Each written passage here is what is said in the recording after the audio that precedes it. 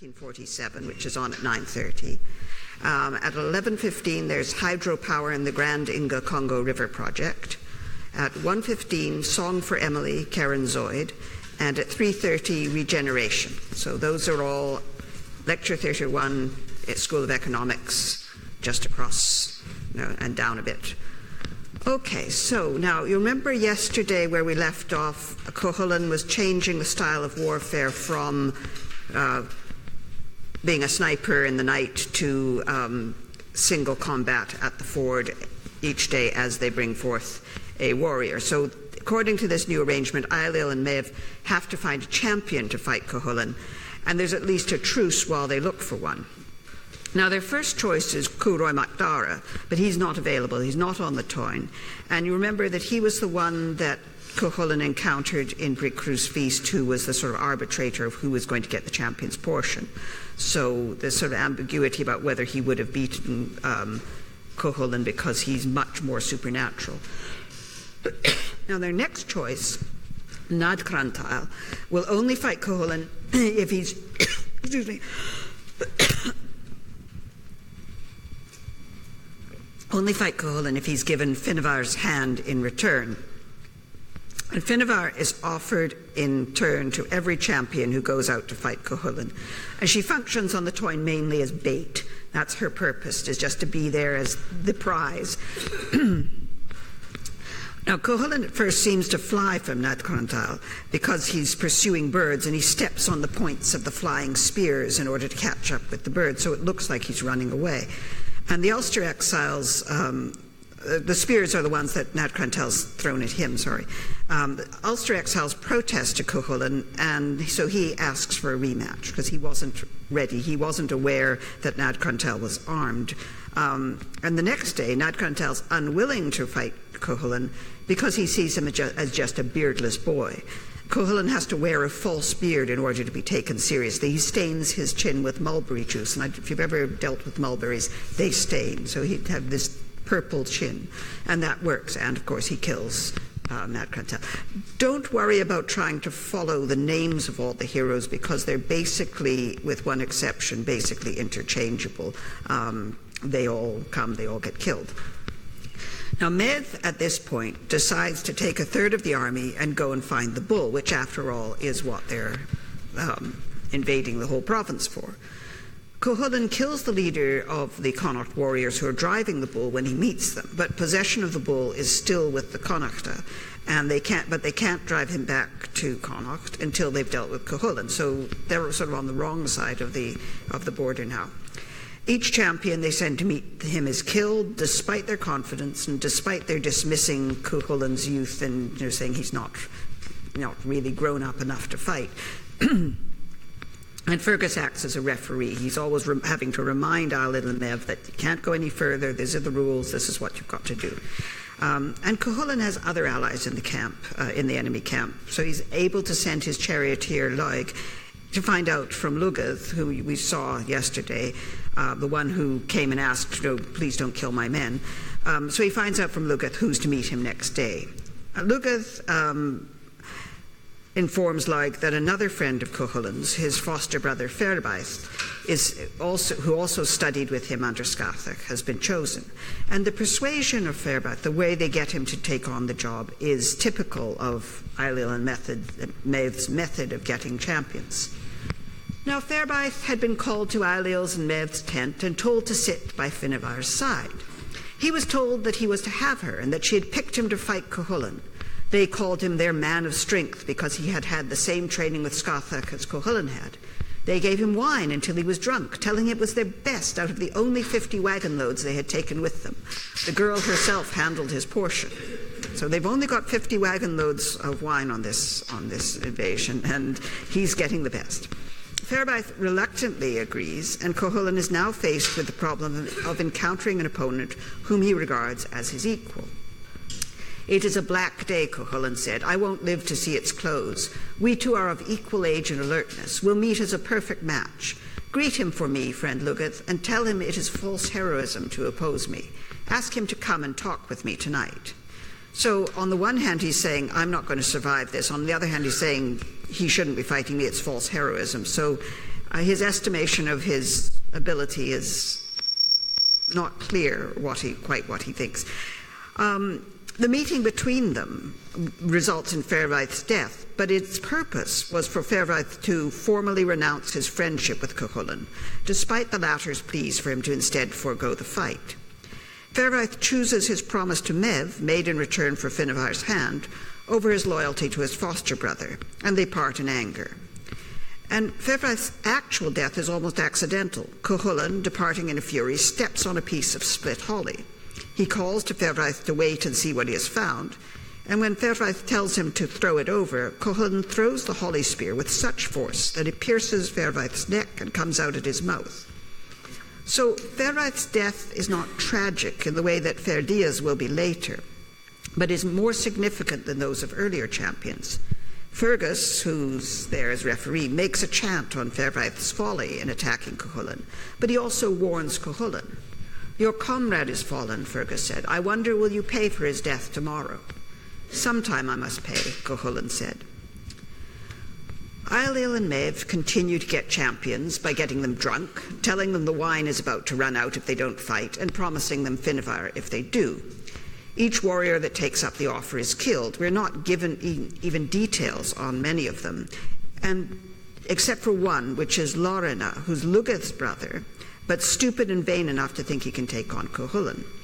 Lugath comes to Cuchulainn and asks him to spare his brother's life, partly because for Cuchulainn to kill Lorna would involve Lugath in a blood feud with his friend. So if Cuchulainn can avoid killing, then they can remain friends. "I am here to talk about Lorna, my mad, boastful fool of a brother," Lugath said. "They have tricked him now with the same girl. For the sake of our friendship, don't kill him and leave me brotherless. He is only being sent to stir up a quarrel between us two. But I don't mind if you punish him heavily. He is coming against my wishes." So those are the parameters that are acceptable to Lugath. Cuchulainn does punish Lorna, inflicting a lasting and humiliating injury on him. Ever afterward, for as long as he lived, Lorna couldn't empty his bowels properly. He was never free from chest pains. He couldn't eat without groaning. Yet he is the only man of all who met Cuchulainn on the Táin Bó Cúailnge who escaped him alive, though it was a cruel escape. So he's got permanent internal injuries. Cuchulainn next has his first supernatural encounter on the Táin. A young woman appears, claiming to be a king's daughter who has fallen in love with him and offering him treasure and cattle. He rejects her, telling her that it wasn't for a woman's backside I took on this ordeal. She retaliates by telling him that she will hinder him in the fight. She will be an eel and trip him up in the ford, to which he replies that he will crack her ribs with his toes. Then she will be a grey she-wolf and stampede the cattle into the ford against him, but he says he will throw a sling stone at her and burst her eye. Finally, she says she will be a hornless red heifer and lead the cattle to trample him in the ford, but he counters with a threat to break her leg with a stone. All of these threats he emphasizes by saying that they will produce a permanent mark on her unless he lifts it from her with a blessing, which, he implies, will never happen. Now, this mysterious woman is in fact the Morrigan, which translates as either Great Queen or Queen of Demons. She's the most powerful aspect of the triple war goddess of the Celts. The threats are fulfilled in Cuchulainn's fight with Loch mac Mofidish, who had initially refused to fight Cuchulainn because he thought it beneath him to fight with a boy.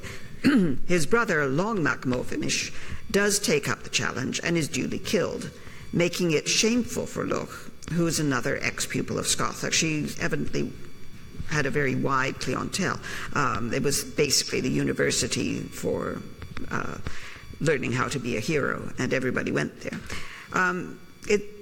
It's now shameful for Loch to refuse to fight because his brother had been killed. So this is the situation Lugath would have been in if Lorna had been killed. In his fight with Loch, Cuchulainn is, as the Morrigan promised, hampered by an eel coiling about his feet, causing him to fall. Loch attacks him with his sword while he's down, and Fergus tells the Ulster exiles, who all clearly want Cuchulainn to win for the honour of their province, to urge Cuchulainn on. This is done by Bricrew. You remember Bricrew of the Poisoned Tongue? He tells Cuchulainn what a disgrace he is, what a weakling. And Celtic heroes, as I mentioned before, are more motivated by blame than praise. And this leads Cuchulainn to react. He crushes the ribs of the eel. He similarly deals with the she-wolf and the hornless heifer as he predicted. So leaving the Morrigan wounded with a triple wound. It's clear, though, that Cuchulainn himself is beginning to feel the strain of the constant fighting, and he wishes in a chant that the Ulleth would join him soon. I am alone against hordes. I can neither halt nor let pass. I watched through the long hours alone against all men. Tell Conchobar to come now. It wouldn't be too soon. I have held them single-handed, but one stick won't make a fire. I am almost worn out by single contests. I can't kill all their best, alone as I am. So he's feeling the strain. And the Morrigan, by the way, does later trick Cuchulainn into blessing her. She appears as an old woman milking a cow when he's particularly thirsty, gives him milk 3 times, and each time he thanks her, which involves a blessing. Cuchulainn's next encounter comes after a period in which Ailill and Maeve try a variety of methods of defeating him. They send multiple champions against him at once. Maeve arranges a parley with Cuchulainn and sets an ambush for him. And Ailill offers him, surprise, surprise, Finnevar, in exchange for Cuchulainn refraining from killing them. However, Ailill cheats by sending his camp fool, disguised as Ailill, to act the father's part in the betrothal, which would, of course, render it void. Cuchulainn kills the fool, cuts off Finnevar's hair, and he thrusts a pillar stone under her cloak and tunic and another through the fool's middle, and leaves them to be found later. This is evidently a serious insult, as we are told that there was no further truce for them with Cuchulainn after that, so some line has been crossed. In between these events, at the insistence of Fergus, the single combats continue and the army advances slowly. All this time, of course, Cuchulainn has been having to fight at least once a day and has been going without proper sleep. The odds against him have not shortened to any significant degree, and he is still enraged at the sight of the great army encamped on Muirthivna Plain, his own territory. His warriors scream, which is so terrifying that demons and devils and goblins of the glen and fiends of the air replied, is also a cry of frustration at the realization of how great the odds against him are. It is at this point in the text that Loig, his charioteer, tells him of the arrival of an unusual stranger. It isn't so much his appearance, although the fact that he is wearing a green cloak is significant, as that no one else seems to be able to see him. Cuchulainn realizes that this is some friendly one of the Sheatha that has taken pity on me. And indeed, the visitor introduces himself as Lug Mac Echnen, your father from the Sheatha. You remember that Cuchulainn has both the human and the supernatural father. And he offers to stand against the armies of Ireland while Cuchulainn recovers from his wounds. He sings Cuchulainn to sleep, and he also cleans Cuchulainn's wounds for him. Music, by the way, has this power, or it can put people to sleep, it can make them fight, and it can make them laugh. So that's the 3 basic types of music, where sleep music, laughter music, and fighting music. And what's happening here is that Cuchulainn is being magically put to sleep by the song. Cuchulainn's sleep lasts for 3 days and 3 nights, which, considering that we're told that he had not had a proper night's sleep from the Monday after the Feast of Samhain at summer's end to the Wednesday after the Feast of Imbolc at spring's beginning, which is roughly the beginning of November to the beginning of February. So it's unsurprising he sleeps for 3 days and 3 nights. Meanwhile, the boy troop of Ulster, who you may remember are not subject to Macha's curse, presumably because they're too young, send a third of their force, 3 times 50 sons of Ulster kings, led by Conchobar's son Follivan, and carrying their hurling sticks to face 150 warriors from the Connaught army. They fight 3 battles, during which all the boys are killed. Ailill is aware that the killing of the boy troop is going to enrage Cuchulainn. He tries to get permission to move forward before Cuchulainn finds out, but it's too late. He's already been told about it by Lug. Cuchulainn is completely refreshed after his sleep. He felt fit for a festival, or for marching or mating, or for an alehouse or the mightiest assembly in Ireland. So basically, he's ready for anything. Lug refuses his invitation to stay and help avenge the boys on the grounds that no one gets to shine when Cuchulainn is near, and Cuchulainn gets the credit for any deeds done. So even supernatural quasi-gods feel that they're going to be outshined by Cuchulainn. But he does tell Cuchulainn that they have no power over your life at this time. So Cuchulainn knows going into the battle that he's not going to die this time. Cuchulainn engages in a pitched battle with the whole Irish army using his sickle chariot. Well, this is the sort of, you've probably seen or heard of pictures of chariots with little knives sticking out the wheels. That's what they're talking about here. We're given a long description of the charioteer Loig's war harness with his special charioteer symbol painted on his forehead. So that's how you know not to kill the charioteer. Cuchulainn's harness and appearance and the weapons he carries. And the collection of weapons is formidable, and you can see why they need a chariot to carry all this. 8 short swords, and one described as his flashing ivory-hilted sword. 8 small spears, and one larger 5-pronged one. 8 light javelins, and his ivory javelin. 8 small darts, and his feet-playing dart, the del clish. 8 feet-playing shields, with his dark red curved shield that could hold a prize boar in its hollow, its whole rim so razor-sharp it could sever a single hair against the stream. And his armor consists of multiple layers of waxed skin and tanned leather. And this would certainly offer considerable protection against Iron Age instruments. His helmet is designed not only for protection, but to intimidate the enemy as well, and amplifies his warrior's scream through a series of nooks and crannies. So it's got these things that basically loudspeakers. In addition to all this, Cuchulainn's chariot, referred to as his sickle war chariot, bristled with points of iron and narrow blades with hooks and hard prongs and heroic frontal spikes with ripping instruments and tearing nails on its shafts and straps and loops and cords. So he's armed to the teeth and then some. In addition to all this, Cuchulainn is also seized by his heroic warp spasm, the riastarta, which made him into a monstrous thing, hideous and shapeless, unheard of. Now, you remember in the Boyhood Deeds, we got a description of it. And his, one eye goes small and the other one goes large, and he peels his mouth back, and you can see his gullet. This one is even more so. And this warp spasm, as I said, is unique to Cuchulainn. But here's what happens now. And I've left out quite a bit, as you can see from the ellipses. His shank and his joints, every knuckle and angle and organ from head to foot, shook like a tree in the flood. His body made a furious twist inside his skin, so that his feet and shins and knees switched to the rear, and his heels and calves switched to the front. On his head, the temple sinews stretched to the nape of his neck, each mighty, immense, measureless knob, as big as the head of a month-old child. His face and features became a red bowl. He sucked one eye so deep into his head that a wild crane couldn't probe it out onto his cheek out of the depths of his skull. The other eye fell out along his cheek.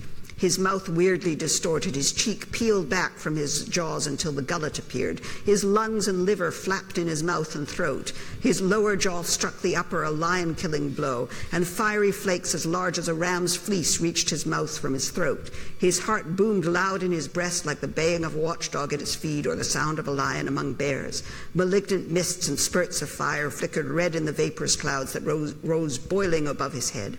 The hair of his head twisted like a tangle of red thorn bush stuck in a gap. The hero halo rose out of his brow, and he went mad. You'd think he would by then. Then, tall and thick, steady and strong, high as the mast of a noble ship, rose up from the dead center of his skull a straight spout of black blood, darkly and magically smoking. How can you fight with all that? In his warp spasm, Cuchulainn is unbeatable. I mean, just the sheer terror of dealing with that and trying to figure out how he's even going to move with his feet pointing the wrong way. The sixfold slaughter that follows is immense, and only the dead of the highest status are even counted. Cuchulainn slew 130 kings, as well as an uncountable horde of dogs and horses, women and boys and children, a rabble of all kinds. Fully 1/3 of the Irish army have some sort of serious injury, but Cuchulainn, Loig, and his 2 horses are completely unscathed.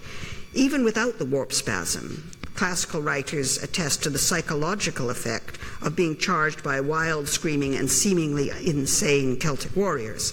And indeed, even into relatively modern times, charges of wild Highlanders are commented on as striking terror into their enemies. I think in the First World War, the Highland pipers were known as the ladies from hell, because you get these guys marching in with bagpipes and all the noise that makes. It has a psychological effect. Another aspect of Celtic warriors that classical writers commented on is their vanity. And this is borne out by Cuchulainn's behaviour the next day, when he comes out before the armies to display his noble, fine figure to the matrons and virgins and young girls and poets and bards. He does this because he felt the unearthly shape he had shown them the night before had not done him justice. And women and poets are the ones with whom fame will ultimately rest. They're the ones who are telling the story, passing on the legends. The description of his hair being brown at the base, blood red in the middle, and a crown of golden yellow supports the claim by classical writers that Celtic warriors use lime wash to heighten the blondness of their hair. And hair is a very important feature in Celtic standards of beauty. Both men and women would wear elaborate hairstyles, as Cuchulainn does here. This hair was settled strikingly into 3 coils on the cleft at the back of his head. Each long, loose-flowing strand hung down in shining splendor over his shoulders, deep gold and beautiful and fine as a thread of gold. 100 red gold curls shone darkly on his neck, and his head was covered with 100 crimson threads matted with gems. So, he dresses up to make himself look nice. And Cuchulainn's appearance has the desired effect. The women are climbing onto the shoulders of the soldiers to get a better view of him. And Maeve, who's still hiding under that shelter of shields that she has for fear of Cuchulainn, finally is so frustrated not being able to see that she also climbs up to get a good look at him. When Cuchulainn demands that they send out another warrior to meet him, volunteers are scarce. Not I, they all called out from their places. My family owes no sacrifice, and if it did, why should I be the one? So the emphasis on the individual in Celtic warfare means that Eilean and Maeve can't simply command anyone to face Cuchulainn. They can only persuade and, when necessary, trick. Fergus is their next choice. He refuses initially to fight his foster son, who has also refused to fight him throughout. But wine was brought, and he grew very drunk. He's still armed with only his wooden sword when he goes to meet Cuchulainn, but he has no intention of using a sword on Cuchulainn anyway, so it's not important. He arranges with Cuchulainn that Cuchulainn will retreat before him on that day, and then he'll reciprocate and retreat before Cuchulainn on another day. Another aspect of the Celtic practice of shifting alliances can be seen in the episode of Fer Diad. He's a Connacht man, but not an ally of Eilean and Maeve. In fact, from the day they took kingship, he had never once gone to visit their camp, even when he was in difficulty or dire straits. He was forever pillaging and plundering on their borderlands when they were away. So kingship is, in Old Irish society, a flexible notion. The number of kings mentioned as being on the Tain shows how widespread the term was, and it's clear that Eilean's and Maeve's sovereignty is largely negotiable. Ferchu decides that he and his men will gain favour with Eilean and Maeve by killing Cuchulainn, and no matter what crime we have committed against them, they'll forgive us if we kill this man. This is true, but of course there is that problem of if, and Ferchu and his dozen followers are duly all killed. The Celtic idea of what constitutes an individual is seen in the next episode, in which Maeve sends a total of 29 warriors against Cuchulainn on the grounds that Galadana, his 27 sons, and his sister's son are in fact one individual, being all related to Galadana, limb of his limb and flesh of his flesh. And Fergus had to agree with it. That is, he can't deny the legitimacy of the point of view. So your entire kin group is considered part of you. His fear is that Cuchulainn will die not simply because of the odds against him, but because all 29 have poison on their weapons. The Ulster exiles send Fiacha mac Fiarfeva to warn Cuchulainn of this stratagem, and Fiacha actually intervenes when it looks as if Cuchulainn will be overcome by sheer weight of numbers, striking off 29 hands at once. Now this means that the Ulster exiles have broken their compact not to take sides against the men of Ireland. So he and Cuchulainn kill all 29 so that no tales can be carried back to the Connacht camp. So the Ulster exiles are something of a liability as well as an advantage for Eilean and Maeve. The final single combat that Cuchulainn undertakes on the Tain is an episode which was actually interpolated into the work sometime in the 11th century, and which may have been a standalone tale at first. It tells of Cuchulainn's battle with Fer Diad, his own ardent and adored foster brother, and it's the great tragic moment of the entire Tain. Not only are Cuchulainn and Fer Diad foster brothers and close friends, but they are apparently evenly matched. Cuchulainn has the gaibolga, which Fer Diad doesn't, but Fer Diad has a skin of horn on him when he fights that no blade or point can pierce. Fer Diad and Cuchulainn do not want to fight each other. Fer Diad refuses to come when Medb first sends messengers to him, suspecting, quite rightly, that she's up to something. Then Medb sent poets and bards and satirists to bring the blushes to his cheek with mockery and insult and ridicule, so there would be nowhere in the world for him to lay his head in peace. In dread of being put to shame by these messengers, he came back with them to Medb's and Ailill's tent. So this is the second lot of messengers. And you'll remember that satire is extremely powerful. It can physically raise blisters on your face if you're satirized. And a warrior's honor is the most important thing to him. So if you are going to be mocked and shamed, you will do anything to avoid it. Once Fer Diad has come to their tent, the result is probably inevitable, although the text makes clear that he's not influenced by the bribe offered to him, lavish though it is. A chariot worth 21 bondmaids, war harness for 12 men, a portion of the plain of Ai equal to the plain of Murthafna, permanent residence in Cuchulainn with free wine supplied, freedom from tax and tribute for himself and all his relatives. Now, this is getting pretty good. A valuable gold brooch of Medb's, and of course Finnevar, and Medb's own friendly thighs on top of that, if need be. So he's getting, they really are sweetening the pot a lot. All this Fer Diad can refuse easily, saying simply, "Great as they are, Medb, I would sooner leave them with you than go out to fight my own foster brother." But Fer Diad is, like all the heroes, vulnerable on the point of honour, and when Medb tells him that Cuchulainn has belittled him, saying that he said he wouldn't count it any great triumph if his greatest feat of arms were your downfall, Fer Diad agrees to go to the ford. Medb presents his choice as one similar to Cuchulainn's decision to fight Conla, the choosing of loyalty to one's province over personal relationships.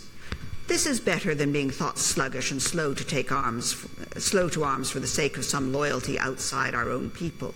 Is it fitting for him to guard the safety of Ulster because his mother belonged there, but not for you, the son of a king of Connacht, to save the province of Connacht?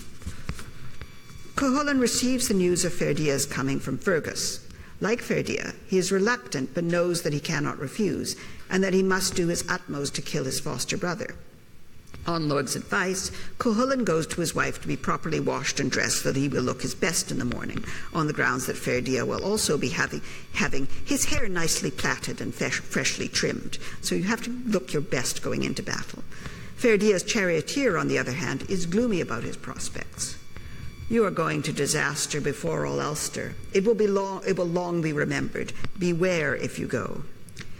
Medb hears Fer Diad leaving for the ford and remarks to Ailill that the man making his farewell there won't be coming back to us on his own feet. "We have done well with the marriage agreement anyhow," Ailill said, "if he kills Cuchulainn. It is all the same to us if they both die. Still, it might be better if Fer Diad escaped." So not exactly filled with concern for their followers.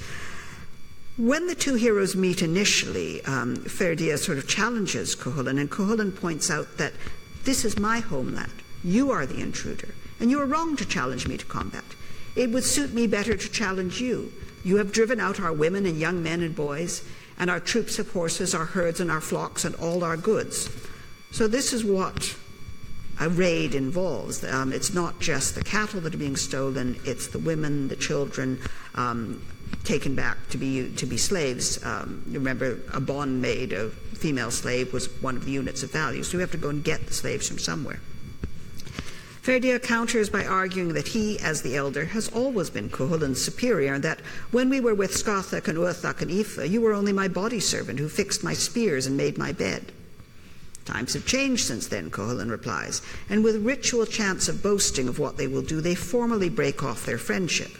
But it is clear that this is only a formal renunciation, not a genuine expression of their feelings, as, after a series of chants have been exchanged, Cuchulainn still wants to dissuade Fer Diad. "Fer Diad, you did wrong to come fighting with me," Cuchulainn said. "It is only Ailill and Medb's ill-doing and meddling. It has gone badly with all who came against me. I killed them all, and it can do you no good. You too will fall." He reminds Fer Diad of their friendship and comradeship, but Fer Diad has no choice but to continue with the battle. Although he accepts that he's been tricked, he does not agree that he will inevitably be beaten. Our friendship is finished through foul play. Prepare to face your first defeat. Forget that we were foster brothers. Squinter, you are past help. And Squinter being a reference to Cuchulainn's warp spasm.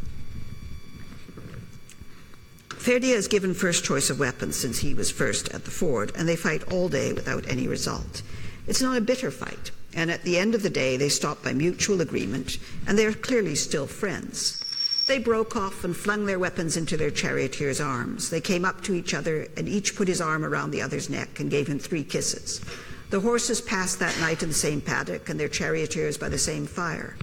Men of healing and medicine came to heal them. As many wholesome healing plants and herbs as were put on Cuchulainn's stabs and cuts and gashes and countless wounds, he sent the same over to Fer Diad on the westward side of the ford. Fer Diad, out of all the food and the health-giving, stimulating, delicious drinks that the men of Ireland gave him, sent an equal share to Cuchulainn on the northward side of the ford. This pattern is repeated the next day, and Cuchulainn having first choice of weapons this time.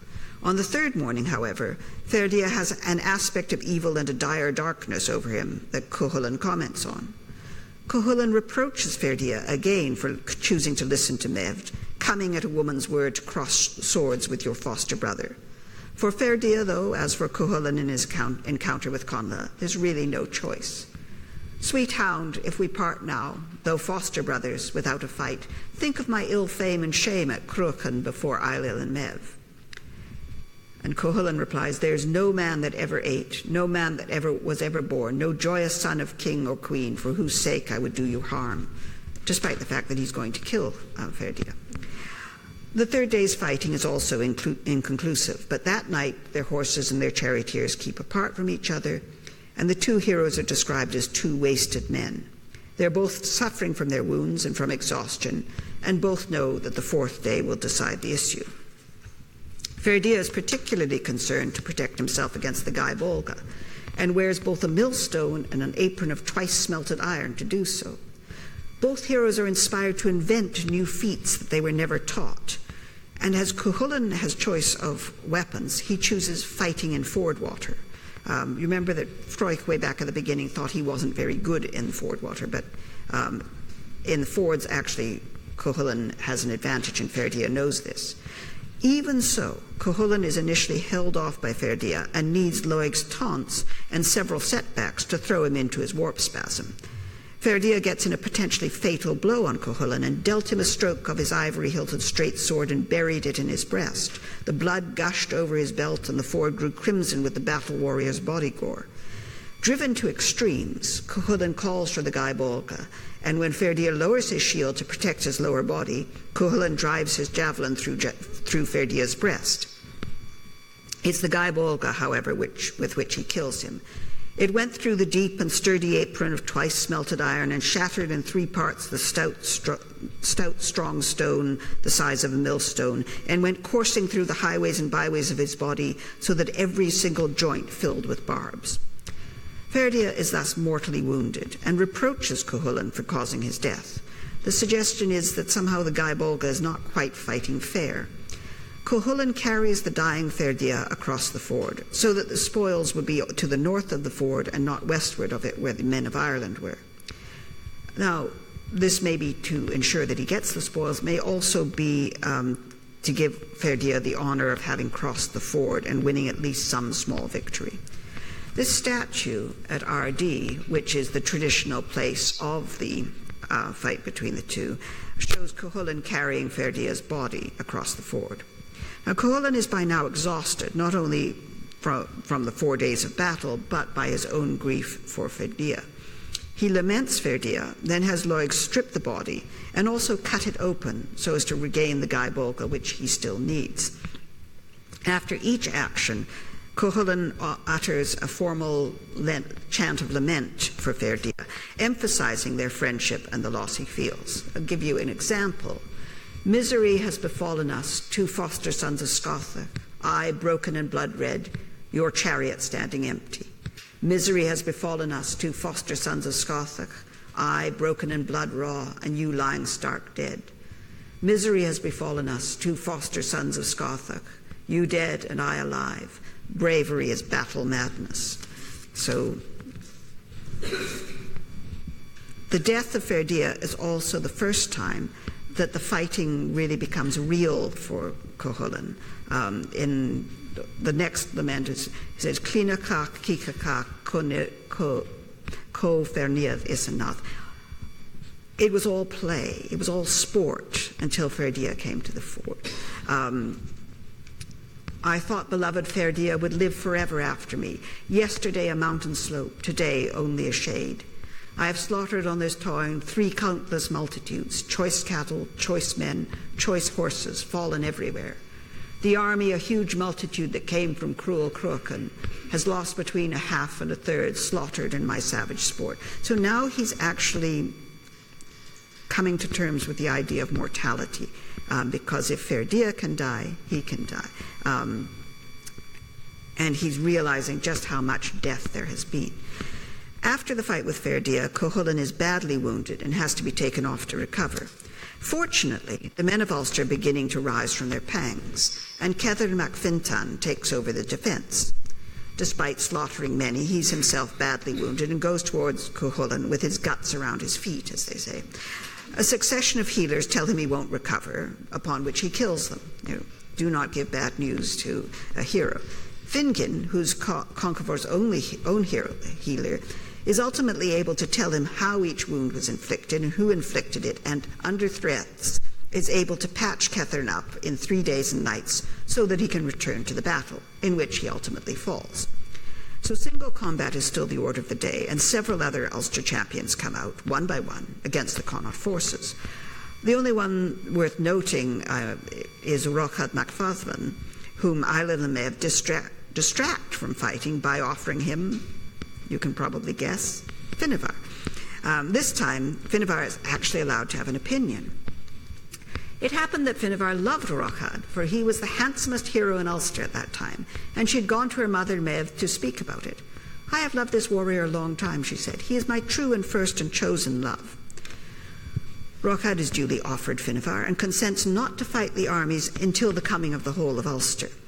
We're specifically told here that Finnevar spends the night with Rochad, and this causes problems, as it turns out that all 7 kings of Munster who were on the Táin have then revealed that Finnevar has been promised to them, to each of them, with guarantees as an incentive to join the army against Ulster.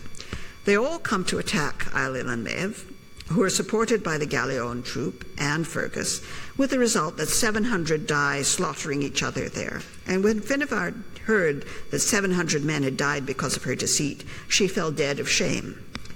Remember that is relevant later. Cuchulainn now sends his father, Sualdam, to Auanmacha to let Conchofor know that the Ulstermen need to come soon. Sualdam arrives crying out, "Men murdered, women stolen, cattle plundered," which pretty much sums up the effect of a cattle raid. The initial reaction at Auan is rather flat. Conchofor doesn't answer because he cannot speak until the Druids do. The Druid establishes the facts and then says that Sualdam deserves death for annoying the king, although they admit that he's speaking the truth. It may be that Sualdam has broken some religious prohibition against disturbing the king during the Cuvad ceremony. He certainly seems to feel that their reaction is inadequate. When he runs out of the house, however, he falls over his shield and the rim, razor sharp, cuts his head off, possibly as a divine punishment for disturbing the king. The head, however, continues warning the Ulstermen, and Conchofor now undertakes to act. "Why all this uproar?" Conchofor said. "Haven't they still got the sea before them, the sky overhead, the earth underfoot? I'll beat them in battle and bring back every cow to its byre and every woman and child back home again." After a very long series of descriptions of all the various warriors arriving for the last great battle, which I'm not going to go into at all, with details of their appearance and weapons and armies, the armies are finally face to face. A preliminary chant from the Morrigan appears to promise victory to each side, but we are told that her promise to the Connaught men was deceptive. Cuchulainn is still recovering, but keeping a close watch on events. When he sees the Connaught about to attack in the early morning, he has Loig rouse the Ullad. "I have woken them," the charioteers said. "They are rushing naked to the battle with nothing but their weapons. Those that were facing to the east have dashed out through the back of their tents." "Necessity is a great spur," Cuchulainn said. At Actually, fighting naked was a feature of Celtic warfare, not merely a matter of necessity. It probably had some religious aspect, giving them magical power in battle. It would certainly have a psychological effect. You can imagine the opposing army, the Romans, thinking, if they're insane enough to do that, go rushing to battle naked, what else are they insane enough to do? You know, you would really be taken aback. By the time, there is a picture of the dying Gaul. So this is a Roman copy of a Hellenistic statue. But as you can see, he has been fighting. There's his sword down there. I think I'm just going to lower the lights a bit for that. Can I get those lowered?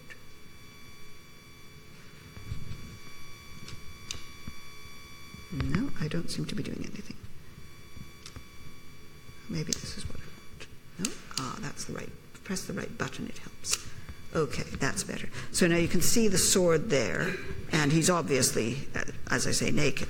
Now, for the final battle, Fergus's sword, which had been stolen by Ailill, is restored to him. Initially, he attacks Conchobar, who taunts him with his exile status, but Fergus is persuaded by Cormac Conlongus, Conchobar's son, who's on the exile side, to turn his blows aside, attacking the landscape rather than the Ulstermen. When Cuchulainn sees Fergus fighting, he joins the battle despite his wounds. Fergus, in keeping with their earlier agreement, yields ground to him, and the Ulster exiles, the Gallioan, and the men of Munster all leave the field. The battle is now simply Connacht against Ulster. Cuchulainn's arrival, of course, clinches matters, and when he comes upon Medb, catching her at a disadvantage but forbearing to kill her, not being a killer of women, the battle is over. Medb said to Fergus, "We have had shame and shambles here today, Fergus. We followed the rump of a misguiding woman," Fergus said. "It is the usual thing for a herd led by a mare to be strayed and destroyed." Now, you remember the original problem way back at the beginning was the bull who didn't want to be in Medb's herd, that he didn't want to be ruled over by a woman. So there's a conflict between patriarchy and matriarchy here. But the original question between Ailill and Medb over who was superior seems then to be obliquely answered by the text. But we still have that dispute between the two bulls, who are also the incarnations of the magical pig keepers. When they initially encounter, Bricrew is appointed to judge between the two bulls because he is known to show no favour to anyone. This doesn't work out terribly well for Bricrew, as he's trampled to death by the bulls. The fight between the two bulls has parallels with the fight between Cuchulainn and Fer Diad.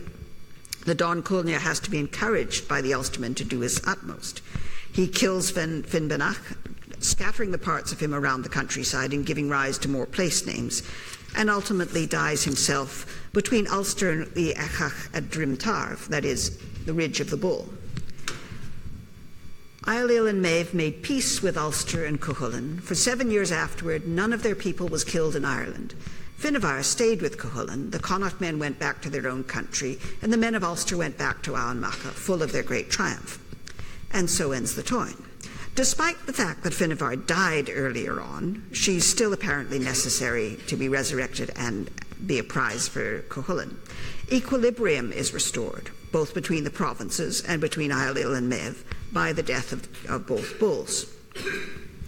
Cuchulainn's own death, which isn't one I've included in the reading list because it's not easy to come by at all, it occurs when he's defending his own territory of Muirthemne against the 4/5 of Ireland, that is, the armies of Connacht, Leinster, Munster and Meath. It's clear from the beginning that he's doomed. His weapons fall from their racks. His horse, the Leath Macha, refuses at first to be harnessed and then turns the left side, the unlucky side of the chariot, towards him. Even more significant, he is compelled to break his geis, or rather he is presented with two contradictory geisi and has to choose between them. He's not allowed to refuse a meal that's offered him. That's one of his geis. And he's also, because of his name, forbidden to eat the flesh of a dog, because he's the Hound of Cuchulainn. So there's a sort of totemic association there. So when 3 crones appear on his path, cooking a hound on a spit of rowan tree and invite him to eat, it's clear that he's doomed, and he does eat and rested on his thigh, and that side of his body withers. His enemies get him to give his spear to their side by threatening to satirize him, so they gain the danger of satire to a hero. There's a prophecy that this spear will kill a king, and they, of course, want to use it against him. And the pattern of this satire, give me the spear, throw it, and Cuchulainn then gets his spear back again, repeated 3 times. The first time it kills Loig, who's the king of charioteers, then the Liath Macha, the king of horses, and finally Cuchulainn. And the satirists have to threaten a different satire, or to satirize a different thing each time, because after the first time they threaten to satirize Cuchulainn, and then when they try that again, he says, no, I've already given you a gift once to prevent that. You can't use that same argument twice, so you only get one go. So they threaten to satirize the Ulstermen, and he has to give the spear again. And the third time, they threaten to satirize his race, that is, his ancestors. His chief opponents are Lugath mac Curoy and Erc mac Cabra. When Cuchulainn is finally mortally wounded, he's still so formidable that none of his opponents is ready to finish him off. He obtains permission to go to the loch to drink, although he has to gather up his bowels and carry them. After he's washed and had a drink, he fastens himself to a pillar stone, that he might not die seated nor lying down, but that he might die standing up, and calls his enemies to come and meet him. They are afraid to do so because they think he's still alive, and although they want, of course, to take his head because this is the ultimate trophy. The Liath Macha, despite having left the scene earlier to die, comes back to protect Cuchulainn so long as his soul was in him and the hero's light of his forehead remained. It's not until the birds settle on Cuchulainn's shoulders that Lugath and Erc dare to approach. Even so, when Lugath cuts off Cuchulainn's head, Cuchulainn's arm, which is still holding his sword, falls down and cuts off Lugath's hand. Lugath then cuts off Cuchulainn's right hand in revenge. Conall Cernach, whom you remember is Cuchulainn's foster brother and close kinsman, hears of the death of Cuchulainn and is brought to Cuchulainn by the Liath Macha, who seems to survive quite a long time. He and Cuchulainn have a pact that whoever is killed first in battle will be avenged by the other. And Conall Cernach even agrees to fight Lugath with one hand tied behind his back to make it a fair fight. However, Conall's horse isn't in this bargain, and when things start looking bad for Conall, he attacks Lugath. Lugath is killed, his head, and at his own request, his valour and his land become Conall Cernach's. The statue of Cuchulainn's death in the General Post Office in Dublin, which is, of course, the site of the siege of the Easter 1916 uprising, and therefore a very important symbolic building for Republican Ireland. This uses him as an image of Irish independence, standing against superior invading forces. The same image is used in Ulster as a symbol of Ulster's stand against the men of Ireland. Nationalist and Unionist both claim Cuchulainn for their cause. So Cathbad's prophecy on the day that Cuchulainn took up arms, that he would have a lasting fame, has certainly been fulfilled. Okay, I'll run over a little bit, but we've got time for questions. And then I also have a question for you. So any questions? No? Everybody's totally flummoxed or half asleep? Tell me again what the word was for bard. Well, Philith is a poet in Irish, yeah. They do. Well, there are seven or eight orders of bards, but Philith was basic poet. I think bard is also used, but for a different thing, and then you've got various, but Philith is the basic one. And they're all orders of druids.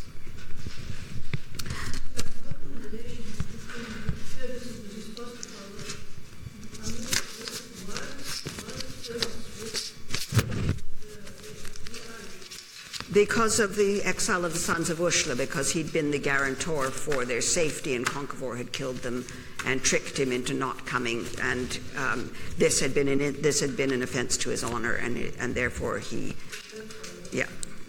Do you know who sculpted the statue? I don't actually. It's a very famous statue, and I should have looked that up, and I'm sorry I didn't think to look that up. Where is it in Ulster? No, it's not. There isn't a statue as such in Ulster, but there's a little badge that's got this sort of same outline of it with Cuchulainn. There is a statue of Cuchulainn sort of on the borderland between Ulster and the Republic, but it is really not a terribly good statue, and I didn't include it. Sorry?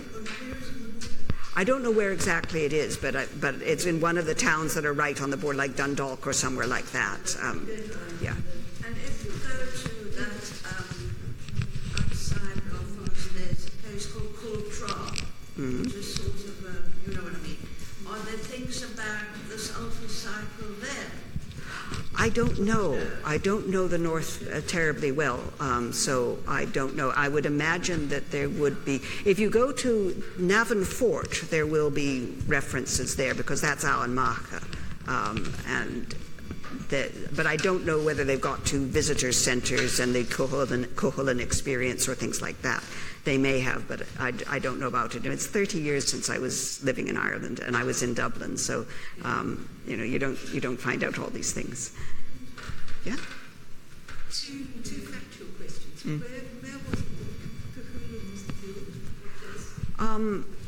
In the barony of Dundalk, on the border, somewhere around there. It doesn't say exactly where. But it was in his own territory, which is. The other thing is, can you remind me about those pangs? Oh, that's because they made the pregnant woman race against the horses, and she put a curse on them, basically. And it's applied to all adults. All adult males who were Ulstermen. And how long did it last? Well, originally it was supposed to be 5 days and 4 nights, or 4 days and 5 nights, so basically 9 days. But Cuchulainn is single-handedly defending the province for months. So, as I say, you mustn't expect consistency in an Irish story. Were these myths, were they explained, was there constant fighting, obviously, between the various provinces, between the South and the Ulster, even before present day? Yeah. And so that they're always in conflict, so this is a mythological way of discussing it. I think, yeah, perhaps. I think that perhaps the cycles got the Enail of the North, the O'Neills, became very powerful in the centuries following this. So Ulster became a powerful and quite belligerent province, and so there was a lot of conflict between the North and the South well before the English got involved at all. So it may be that the tales of our heroic past were ways of enhancing one's own province's importance. And it may be that there were different provinces had their own cycles as well, and things just survived better in the North. And the High King of Tara, did he reign over Ulster as well?